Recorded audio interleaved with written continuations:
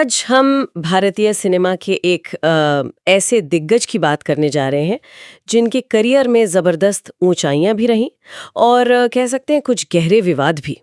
अमिताभ बच्चन। जी हाँ। हमारे पास कुछ लेख और जानकारियां हैं तो सोचा कि उनकी शख्सियत के कुछ उन पहलुओं को देखें जिन पर शायद कम बात होती है। बिल्कुल, एक कोशिश करते हैं समझने की। तो चलिए शुरू करते हैं। सबसे पहले कुछ विवादों से ही बात उठाते हैं।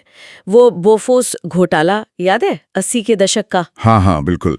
1987 के आसपास की बात है ये। हथियारों की डील में दलाली के आरोप थे और उसमें अमिताभ बच्चन और उनके भाई का नाम भी आया था।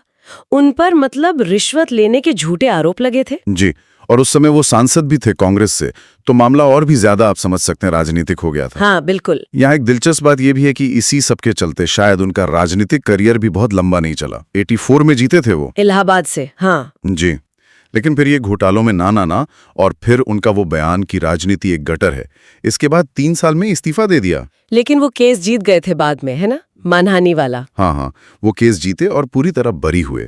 ये साफ करना जरूरी है। तो ये एक दौर था। फिर कई साल बाद 2016 में पनामा पेपर्स लीक। ओहो हाँ, वो तो अंतर्राष्ट्रीय स्तर पर कितना बड़ा मामला था। बिल्कुल, उसमें भी उनका नाम आया। 4 ऑफशोर शिपिंग कंपनियां थीं उनके डायरेक्टर के तौर पर। जी, और इस मामले में भी उनका यही कहना था कि उन्हें इन कंपनियों के बारे में पता ही नहीं था और उन्होंने कोई गलत काम नहीं किया है। एक पैटर्न दिखता है जैसे। हाँ, कह सकते हैं। फिर वो पान मसाला वाला विज्ञापन याद कीजिए, कमला पसंद। हाँ, उस पे तो काफी बवाल हुआ था। बहुत ज्यादा, खासकर जो स्वास्थ्य कार्यकर्ता हैं उनकी तरफ से बहुत आलोचना हुई। आखिरकार उन्होंने वो कॉन्ट्रैक्ट खत्म कर दिया और शायद फीस भी लौटा दी थी। जी हाँ, उन्होंने वो फीस वापस कर दी थी।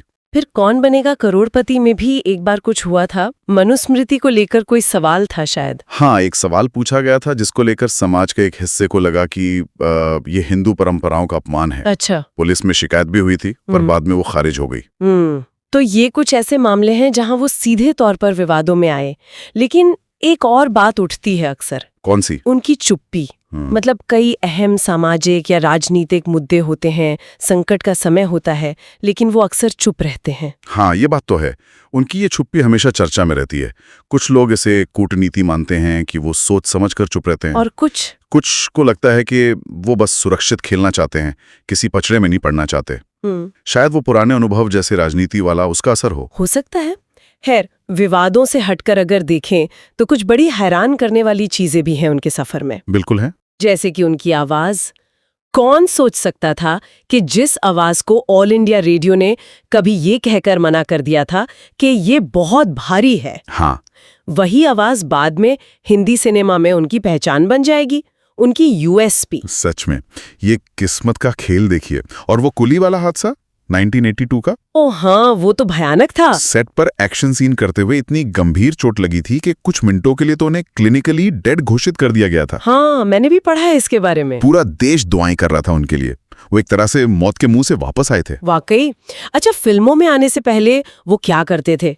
सुना है कुछ और काम करते थे। जी हाँ, वो कोलकाता में थे, एक शिपिंग कंपनी में फ्रेट ब्रोकर का काम करते थे। अरे वाह, मतलब एक्टिंग से बिल्कुल अलग फील्ड। बिल्कुल। और एक और बात, वो शायद पहले बड़े भारतीय एक्टर्स में से हैं जिन्होंने ब्लॉगिंग शुरू की।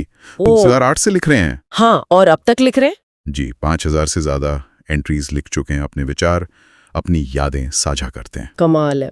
और उनके नाम तो कई रिकॉर्ड भी हैं। हाँ, गिनेस वर्ल्ड रिकॉर्ड है सबसे ज्यादा फिल्मों में लीड रोल करने का। लेकिन एक मुश्किल दौर भी आया था, है ना, 90s के दशक के अंत में।